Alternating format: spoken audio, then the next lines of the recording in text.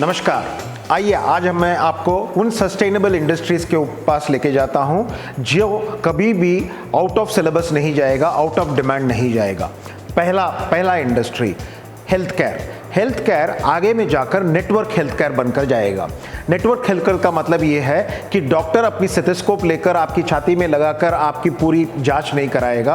आपको टेक्नोलॉजी के माध्यम से टीवी के स्क्रीन में आप किसी कियोस्क में जाकर उसकी एंगेजमेंट लोगे और आपकी टीवी की स्क्रीन में आपके साथ कंसल्टेंसी करके आपको वो दवाई या प्रिस्क्रिप्शन लिख कर देंगे, जो प्रिस्क्रिप्शन भी शायद प्रिंटर के थ्रू से आएगा।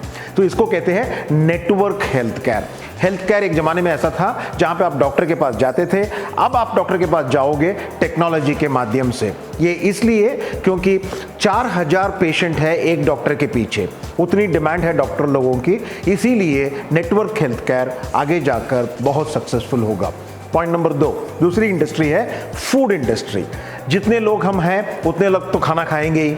जब खाना खाना है तो खाना का उत्पादन भी तो होना चाहिए, और अधिकांश तो लोग मानते हैं, एक्सपर्ट्स लोग खास तौर पे मानते हैं कि हमारी फूड इंडस्ट्री में 33% फूड जो है वो ट्रांसपोर्ट में खराब हो जाती है, कहीं ना कहीं उसकी लॉस हो जाती है।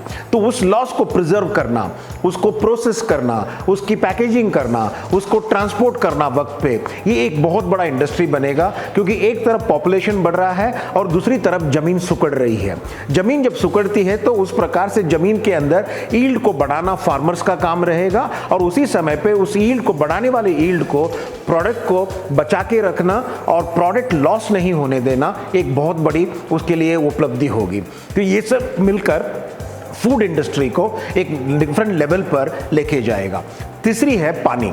जब तक मानव जिंदा है पानी तो लगेगा, क्योंकि हमको प्यास लगती है, और आप सब लोग जानते हैं कि पानी की किल्लत तो होती रहती है।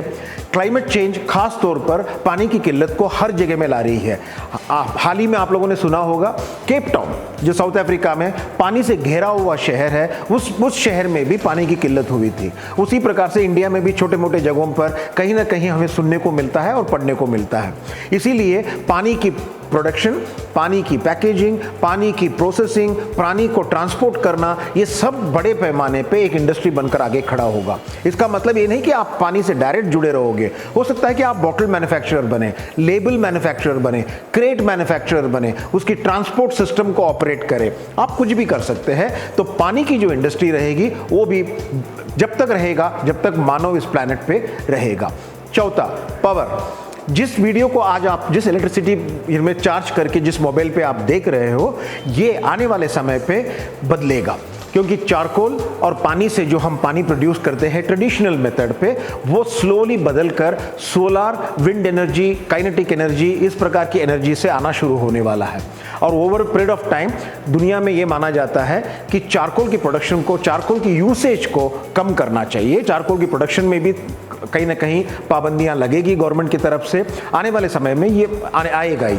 उस वजह से जो पावर प्रोडक्शन है, वो पावर प्रोडक्शन का जो ट्रेंड है वो उसमें बदलाव आएगा। अगर आप इससे जुड़े रहोगे तो पावर की कंजम्पशन तो बढ़ने ही वाली है। आप देख सकते हो कि आपके घर में भी कितने वायर्स आ गए हैं जिसमें आपको चार्ज करना पड़ता है। उसी तरह पावर कंजम्पशन हर घर में बढ़ेगा, और पावर उसको मीट करने के लिए, उस कंजम्पशन को मीट करने के लिए पावर की प्रोडक्शन को इंक्रीज करनी पड़ेगी। तो ये इंडस्ट्री भी सस्टेनेबल रहेगी।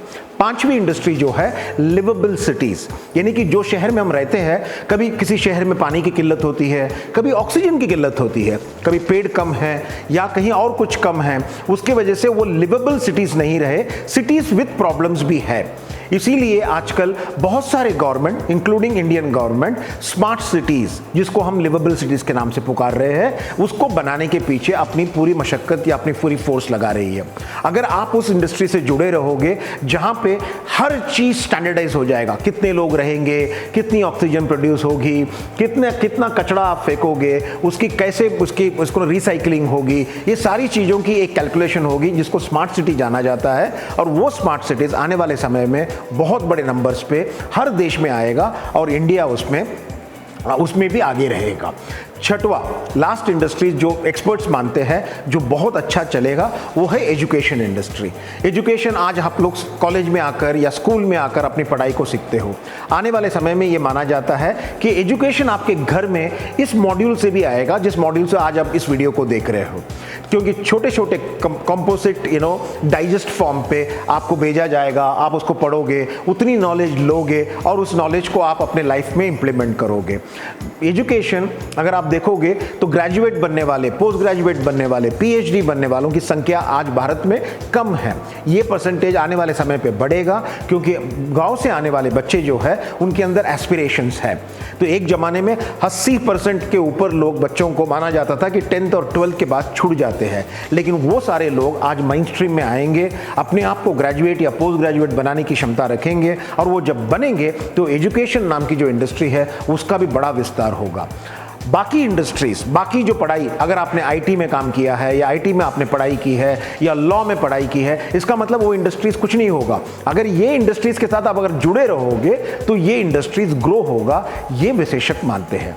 मैं आपको बेस्ट विशेस देता हूं कि कहीं ना कहीं आप इन इंडस्ट्रियों के ऊपर नज़र जरूर रखिएगा और ख्याल रखिएगा कि आप उनसे जुड़े कैसे रहे, ताकि आपकी कभी नौकरी की कोई लैक ऑफ डिमांड या नौकरी ना मिले, ऐसी सिचुएशन आपको कभी पैदा ना हो। Best wishes to all of you. Thank you.